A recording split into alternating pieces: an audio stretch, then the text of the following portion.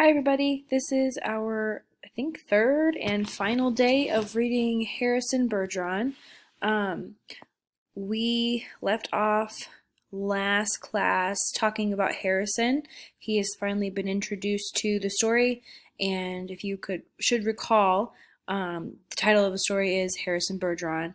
So obviously he plays a very important role in this short story. Just to kind of give you a quick update, remember we are in a dystopian society, and we are in the future. They are attempting to achieve paradise, and that is by making everybody equal, right? Because there are some positives to making everybody equal. There's nothing else to fight about, right? If everybody's the same, there's no reason to fight about anything.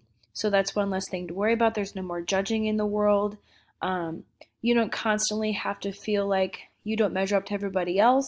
So there are some positives to wanting everybody to be equal in the world. But obviously the way that the government in the short story is going about it is not the best way, right? Especially with those handicaps that keep people from being themselves, really. It takes away your freedom, doesn't it? Being yourself, or the handicaps. And we will talk about that a little bit more with this, or when as we read today. I'm sorry. Okay, so we left off with Harrison, and as we know, Harrison is huge, 7 foot tall at 14. He is super smart, so smart, and grows so quickly and is so strong that the handicapper general's men can't come up with handicaps to give him quick enough. So they just kind of improvise with him, as we can see with, they describe him as wearing a bunch of scrap metal, which equates to him carrying around 300 pounds. He has to wear those goofy glasses. They give him headaches all the time, and those big earphones to help with him not being able to think clearly. He's so handsome that he has to have his eyebrows shaved and wear like a clown nose, and has really weird black stuff on his teeth to make him look unattractive. And in the middle of the broadcast warning everybody that he is broken out of jail, Harrison shows up to this dance recital and claims that he is the emperor, and I believe that is where we left off. Right down here. Clinking, clownish, and huge, Harrison stood in the middle of the studio. The knob of the uprooted studio door was still in his hand. Ballerinas, technicians, musicians, and announcers cowered on their knees before him, expecting to die. "I am the emperor," cried Harrison. "Do you hear? I am the emperor. Everybody must do what I say at once." He stamped his foot, and the studio shook.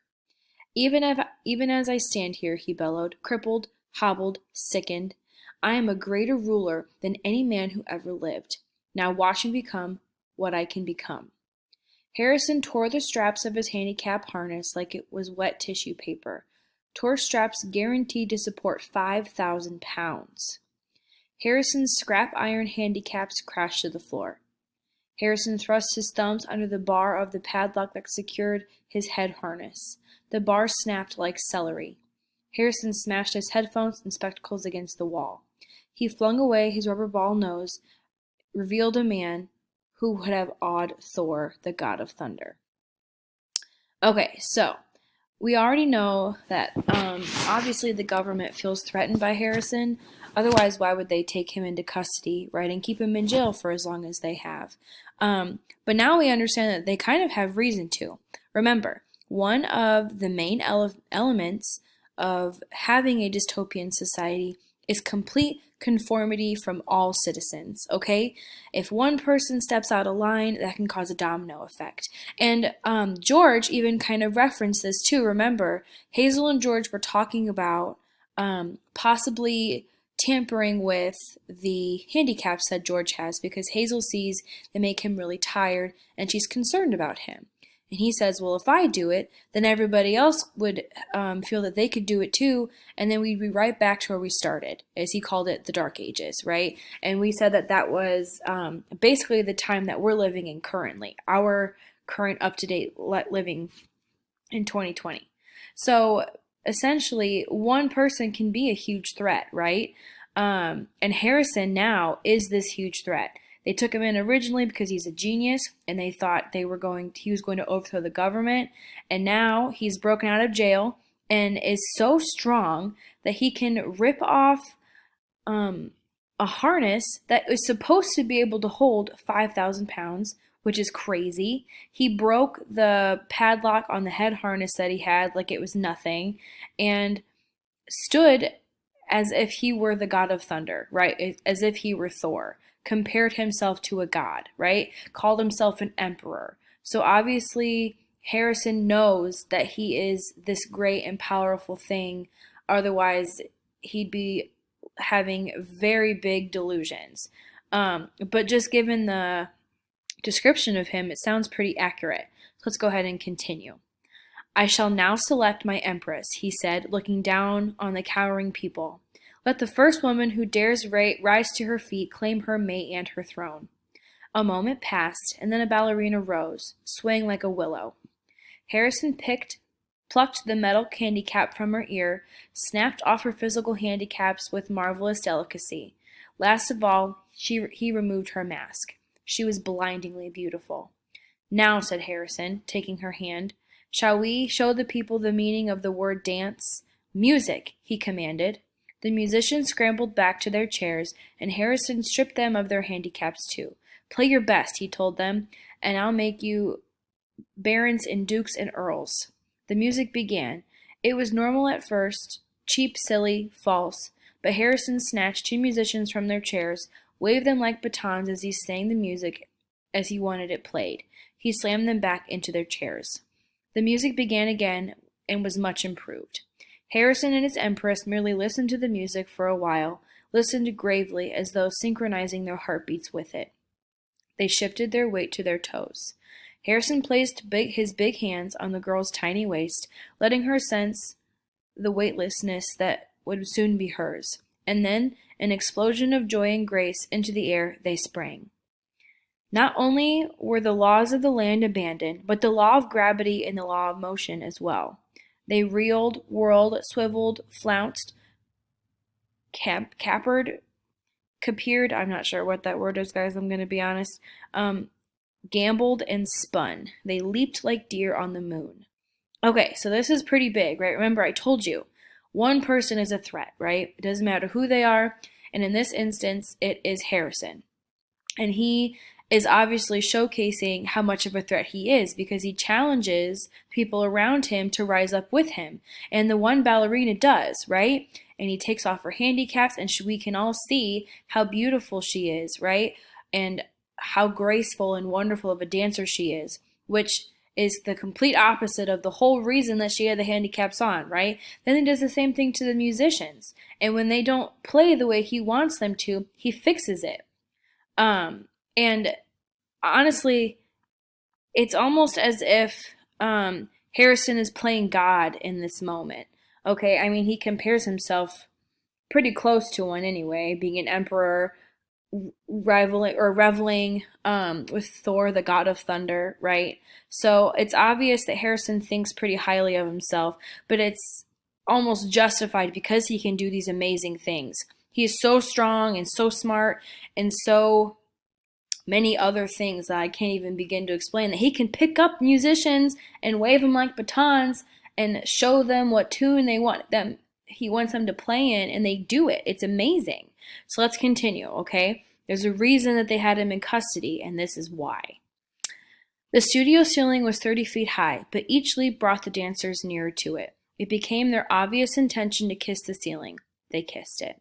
And then, neutralizing gravity with love and pure will, they remained suspended in air inches above the ceiling, below the ceiling, and they kissed each other for a long, long time. It was then that Diana Moon Glampers, the handicapper general, came into the studio with a double-barreled 10-gauge shotgun. She fired twice, and the Emperor and the Empress were dead before they hit the floor. Diana Moon Glampers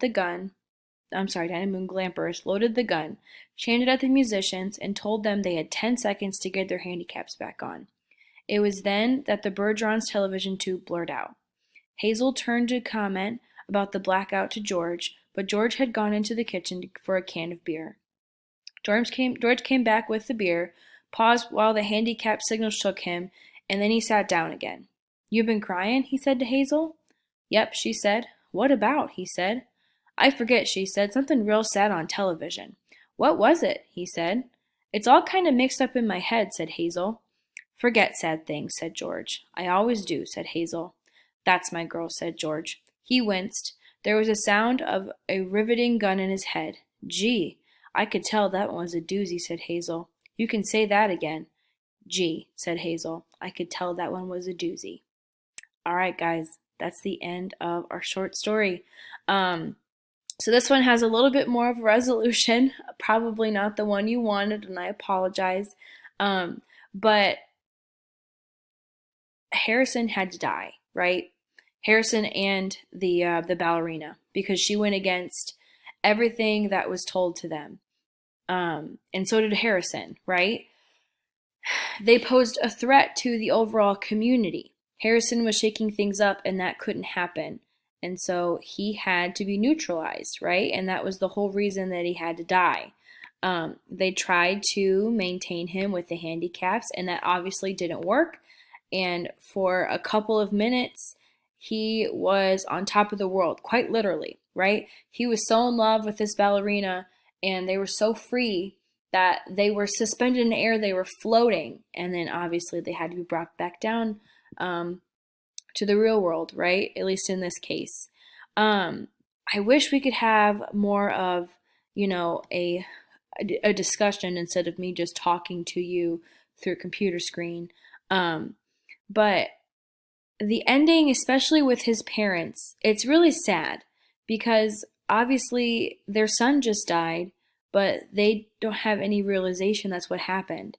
And Hazel knows that she's been crying, but she can't remember what it's about. And George obviously has the handicap that prevents him from thinking about things for too long. So it's very heavy. And I want you to think about why I would pick this story in particular, given everything that's happening, right? I told you in the beginning, at least I hope I did, that I pick the short stories for a reason. And I picked this one specifically because I thought it was fitting. And again, I want you to think about what I mean by that. What do I mean by the short story is fitting? What does equality and having people on the same playing field or whatever else, what does that mean? Or what does this short story mean to you in the face of everything? So I will give you obviously an opportunity to answer that question in probably a couple more today and probably tomorrow. So just keep that in mind. But I think the short story is very striking and it makes you really think about things. And I'm hoping that you get something out of this, even if we can't have a full-on discussion. But I will do my best to kind of create a discussion within yourselves with the questions that I ask you later on. So I will see you all for our Zoom meeting. If you have questions or concerns, obviously please email me, and I will see you all later. Thank you.